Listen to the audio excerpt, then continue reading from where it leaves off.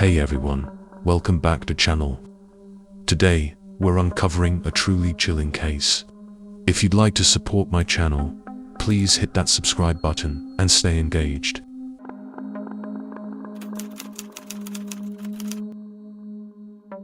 In May 2023, a quiet neighborhood in Malaga, Spain, was shaken when police received a distressing call. Inside an apartment, they discovered the lifeless body of a young woman, brutally stabbed multiple times. The suspect fled, but was caught hours later at a local cafe. But this was only the beginning. What followed led investigators back to an unsolved mystery from 9 years earlier. Hidden behind the wall of another apartment, they found something that stunned even the most seasoned forensic experts. Let's go back to 2011. Sibora Gagani was living with her boyfriend, Marco, in the Laurel neighborhood near the beautiful beaches of Torremolinos, Spain. On the surface, their life seemed normal. Sibora worked as a waitress and Marco as a chef. They rented a small house, and Sibora often called her mother, Elisabetta, to say everything was fine. But things weren't as perfect as they seemed. When Elisabetta visited her daughter, she could feel the tension in the air. Arguments between Sibora and Marco erupted, even with her there. Marco's jealousy and unpredictable temper worried Elisabetta, but Sibora tried to excuse it, saying they were just going through a rough patch. Elisabetta wasn't convinced. She knew the problems ran much deeper. It was hard to believe this was the same Sibora she knew just a few years earlier. Born on September 14, 1991, in Tana, Albania, Sibora was full of life. After her parents divorced, Elisabetta moved the family to Rome, Italy, where they started fresh. Sibora quickly became known for her lively spirit and made friends easily. Her classmates nicknamed her TB, a testament to her cheerful personality. Despite financial struggles, Sibora worked hard to help her family while holding on to her dreams. She took a job as a waitress at a local cafe, determined to make the best of life. Sibora's natural beauty, slender figure, and a win in a regional beauty contest opened doors to the modeling world. But her biggest dream was far from the spotlight. She wanted to become a teacher. Sibora had a genuine love for children and longed to make a difference in their lives. Everything began to shift when she turned 18.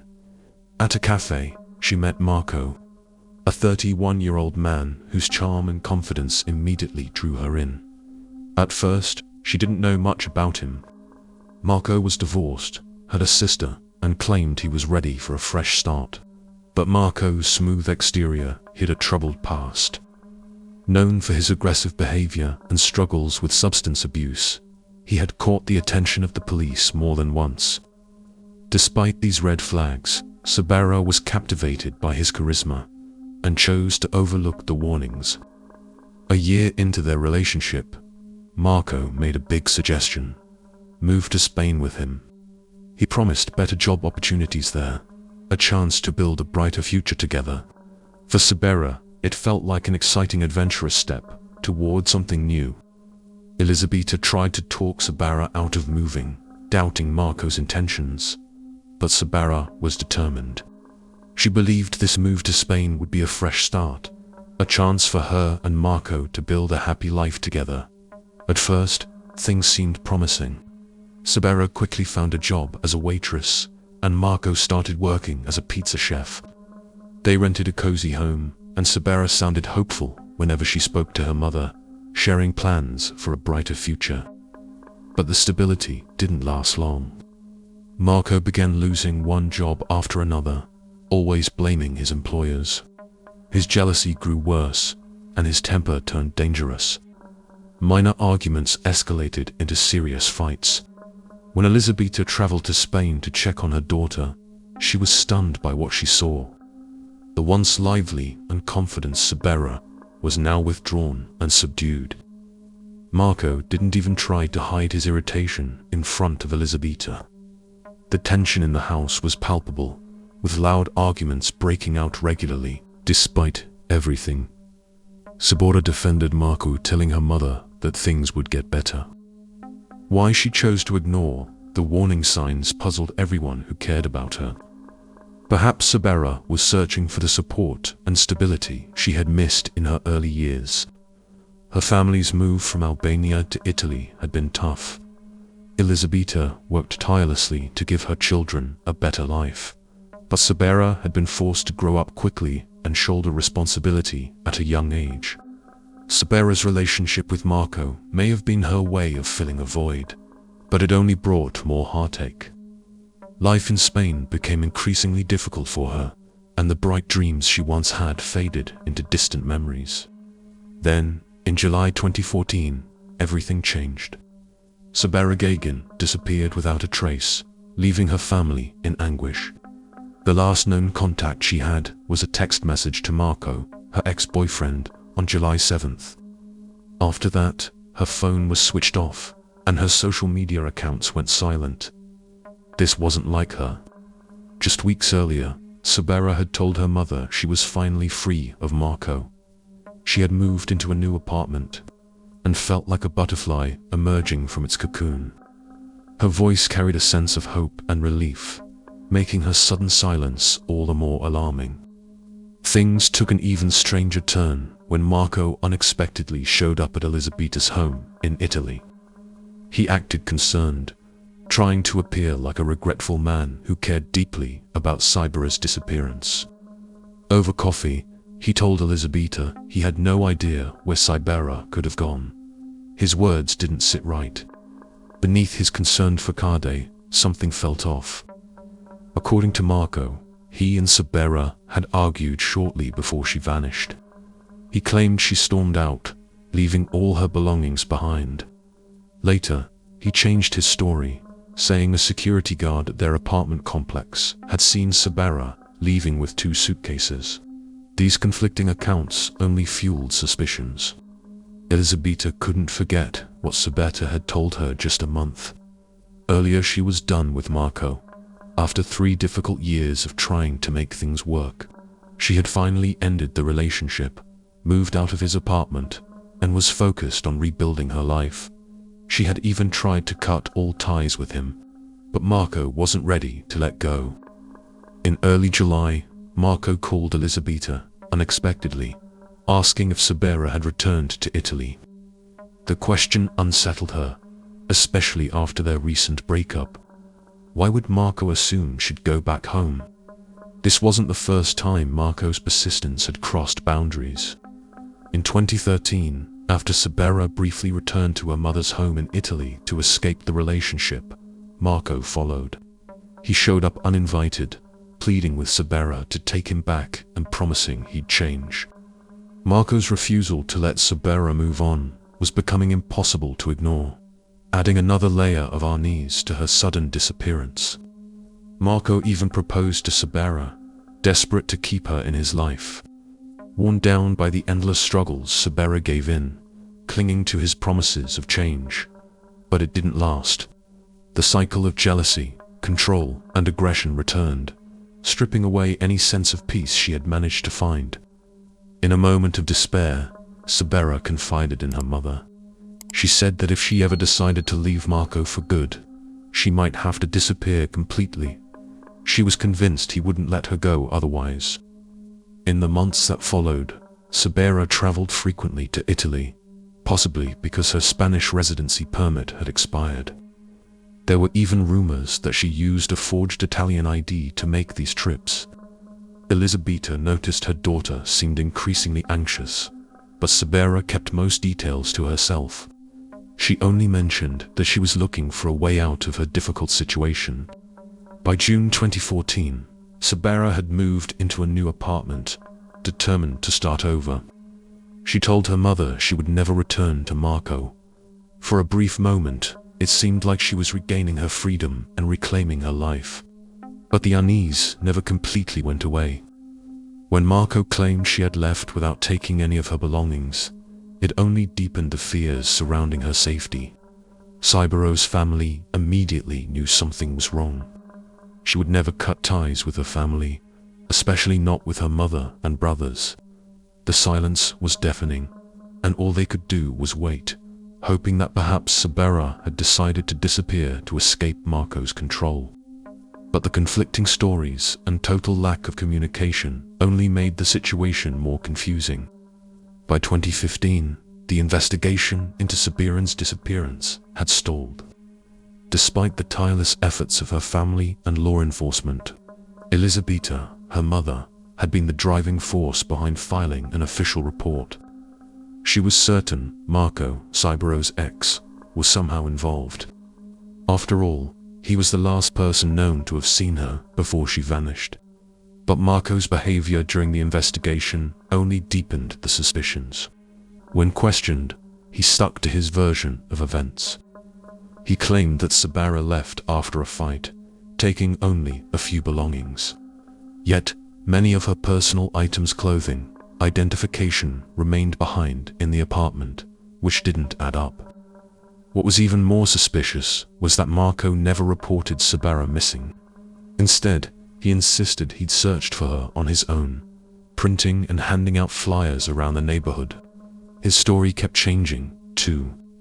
At one point, he suggested Sibora might have gone to Argentina. At another, he claimed she was seen with an unknown man with whom she'd had a confrontation. But none of his theories made sense, and none were supported by any solid evidence. Distrustful of Marco, Elisabetta took matters into her own hands. She reached out to the media and contacted a specialized organization that helps publicize missing persons cases, hoping to shine a light on her daughter's disappearance.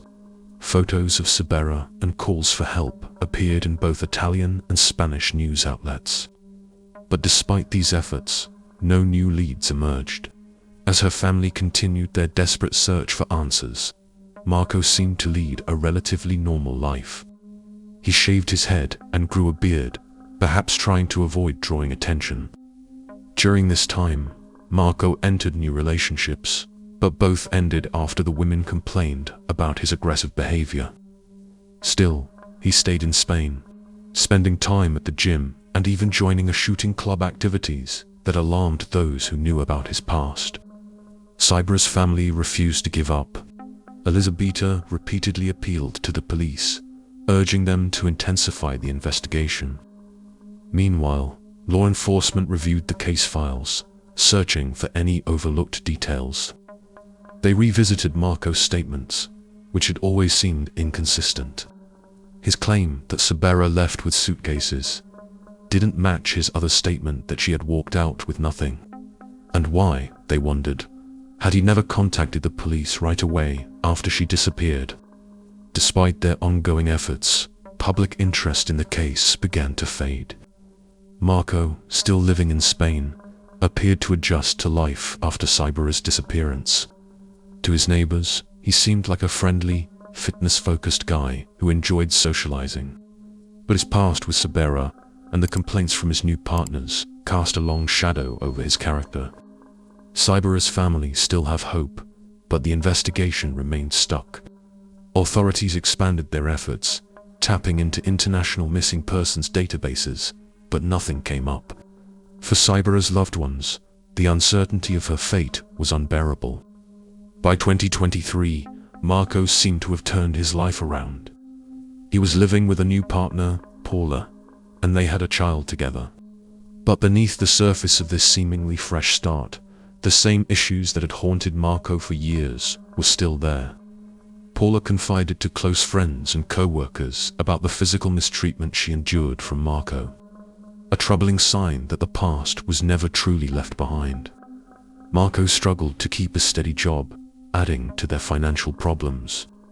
While working at a pizzeria, he met Victor Molina, the owner, who offered jobs to both Marco and Paula. Victor also rented them a small apartment, trying to help ease their financial strain. While Marco faced challenges at work, Paula quickly earned Victor's trust and respect. Victor and his sister, Victoria, who also worked at the restaurant, became not just employers, but a source of emotional support for Paula over time. Victoria learned more about the difficult dynamics between Paula and Marco. After one particular incident, Victoria urged Paula to contact the police. Marco's aggressive behavior wasn't just confined to work, he also failed to contribute at home. The situation reached a breaking point when the staff restroom door was found broken. Victoria learned from Paula that Marco had damaged it, accusing her of using the space to meet with co-workers. As a result, Victor reassigned Marco to another location, keeping him under close watch. Despite Paula's efforts to appear strong, the cracks in her relationship with Marco were evident. Confiding in Victoria, she revealed that she stayed with Marco only to regain custody of her children, who had been taken away after authorities found prohibited substances in their home. The substances belonged to Marco, but the entire family was affected. For Paula, this was a heartbreaking tragedy. Her primary goal became saving enough money to leave Marco and fight to get her children back. Meanwhile, Marco's situation only continued to spiral downward. Marco often complained to Victor about his financial struggles, claiming he worked only for the sake of his family. But his actions told a different story. His aggression at work and constant conflicts with co-workers led Victor to wonder if keeping him on the payroll was worth the trouble. Meanwhile, Victoria, seeing the seriousness of Paula's situation, continued to urge her not to tolerate the abuse. But Paula, terrified for her safety, avoided taking any confrontational steps. She confided in Victoria that Marco had once struck her 4 times and even kicked her. However, she downplayed the incident, not wanting to alarm anyone further. For both Victoria and Victor, it was clear that Paula's situation needed urgent intervention. On Tuesday, May 16, 2023, Paula spent her day off in good spirits, excited about a relaxing and productive evening ahead. She shared her plans with her co-workers, sounding optimistic and ready to unwind. But the next day, May 17th, took a dark and unexpected turn. At around 11:30 a.m., loud shouting erupted from the apartment Paula shared with Marco. While arguments between them weren't uncommon, this time the shouting was far more intense. Paula's voice rang out, unmistakably calling for help. The commotion was so loud that Victor, who happened to be nearby, could hear it clearly. Alarmed, he rushed to investigate. Victor rushed toward the apartment with another employee from the restaurant. When they reached the door, they began knocking and shouting, trying to figure out what was going on inside. They could hear faint sobbing, but then it went silent. Moments later, Marco opened the door. His demeanor was disturbingly calm as he assured them everything was fine, claiming that Paula had simply gone to bed to rest. However, Paula's voice was no longer audible, which deeply unsettled Victor. The situation seemed even more alarming given the events of the past few days. Victor had recently fired Marco from the restaurant after a series of troubling incidents, including the mysterious disappearance of a kitchen knife. Victor had grown increasingly distrustful of Marco and wanted to avoid any further problems. Now, Marco was at the center of another alarming situation. Victor quickly left to retrieve a spare key, while the other employee called the police. Marco, seemingly aware that the situation was escalating, remained calm. Yet, in a surprising move, he left the apartment without explanation and walked out of the building. When the police arrived, they found the apartment locked. Everything inside appeared as if the occupants had recently left, adding to the growing mystery. Meanwhile, Victor returned with the spare key and entered the apartment to find out what had happened. In one of the rooms, they discovered Paula's body on the floor. She had multiple stab wounds, and her clothes were soaked in blood. It was clear she had been dead for several hours. The police immediately secured the scene, called in forensic specialists to gather evidence, and launched a manhunt for Marco. Paula's body was sent for autopsy as investigators launched a manhunt for Marco. Just hours later, they found him sitting calmly at a local cafe. He offered no resistance, acting as if nothing had happened. On May 20th, 2023, 3 days after Paula's tragic death, the investigation was still in its early stages. But the mystery was deepening. Marco appeared in court, facing charges of committing a crime with aggravating circumstances linked to gender-based violence. The court ordered a psychiatric evaluation and drug testing. Marco was denied bail and remained in custody throughout the proceedings. During the hearing, he chose to remain silent, only speaking when necessary to respond to his lawyers' questions. There was no mention of Sibora Gagani, whose disappearance he had previously alluded to. However, just days after his arrest, her name resurfaced. On May 17th, the day of Paula's death, Marco made a shocking confession during interrogation. He admitted to killing Sibora Gagani during a 2014 argument and claimed to have hidden her body in their shared apartment, even offering to reveal its exact location. Despite his confession, the authorities chose to prioritize the investigation into Paula's death and postponed verifying Marco's claims about Sibora. For Sibora's mother, Elisabetta, hearing Marco's confession was devastating. For 9 years, she had fought to reopen her daughter's case, believing Marco was somehow involved in Sibora's disappearance. After Marco's admission, the case was officially reopened, and investigators began working to confirm his story. Their first step was to revisit the apartment where Sibora and Marco had lived in 2014. By early June 2023, Spanish investigators thoroughly reviewed the building's layout and conducted a detailed search of the apartment. Despite the efforts, they found no significant evidence. However, they noticed discrepancies between the apartment's physical layout and the building's official blueprints. This discovery shifted the investigators' focus to a neighboring unit on the same floor, which was nearly identical. One detail stood out: a large space that, according to the plans, should have been part of the bedroom in the apartment they were investigating, but it was absent in the actual layout.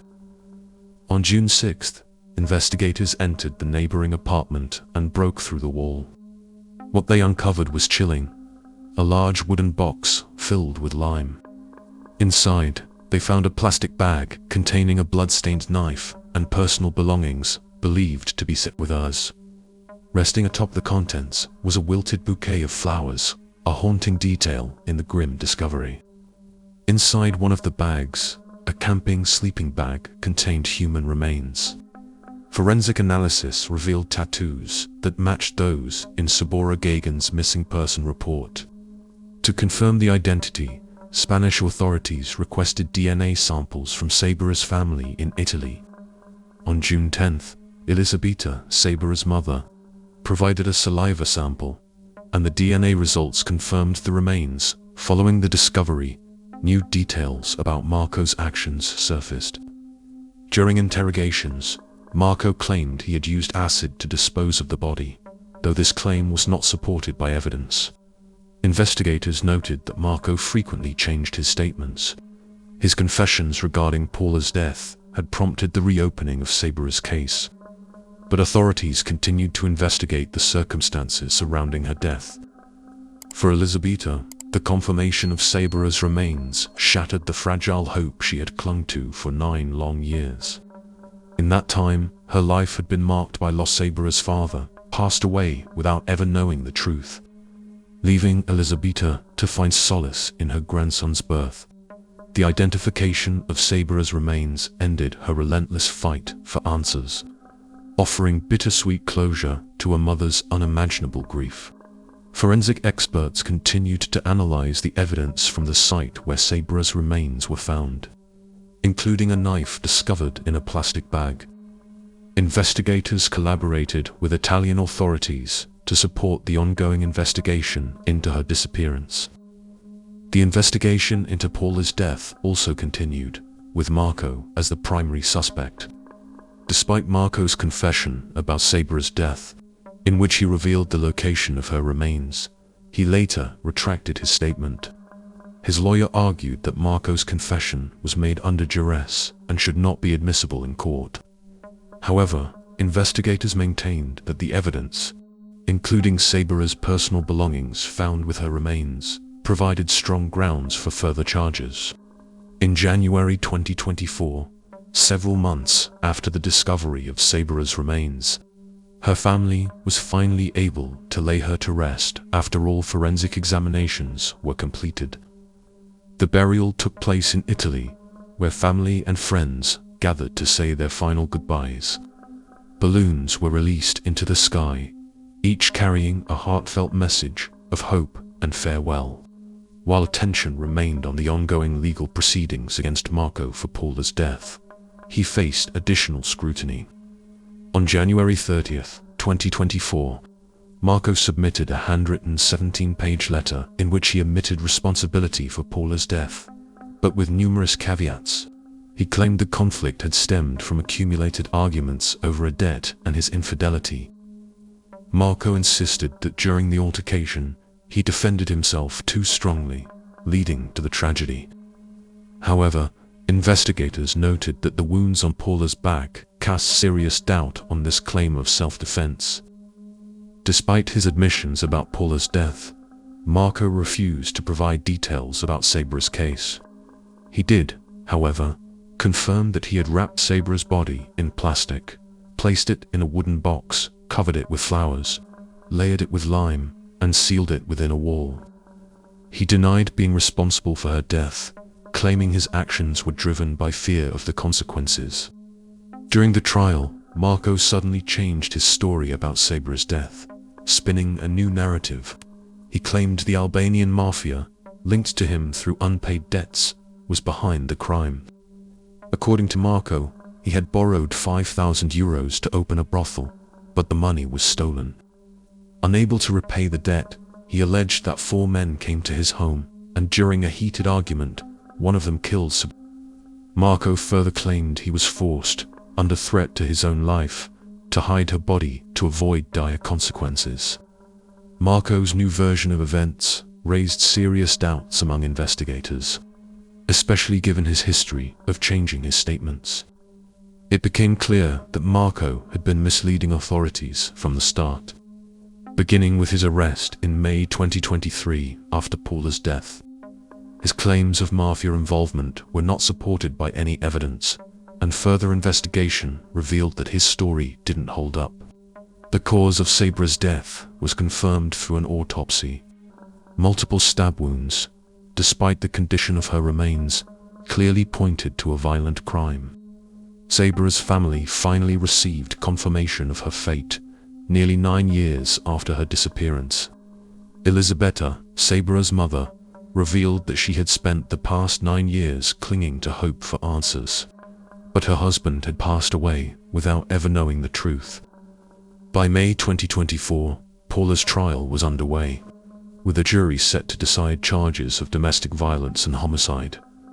Meanwhile, the reopened case of Sibora Gagani remained unresolved. Investigators continued to probe Marco's shifting stories, including his claims of mafia involvement, as the legal battles against him loomed. The stories of Sibora, Gagani and Paula underscore the destructive impact of abusive relationships. Both women, one dreaming of a bright future and the other fighting to regain control of her life, fell victim to the same person. Their tragic fate serves as a powerful reminder of the importance of recognizing and intervening in abusive behavior before it leads to further harm. Thank you for watching. Your support means a lot to me. You can help my channel grow by hitting the like button, leaving a comment, and sharing this video. Your engagement really makes a difference. See you soon.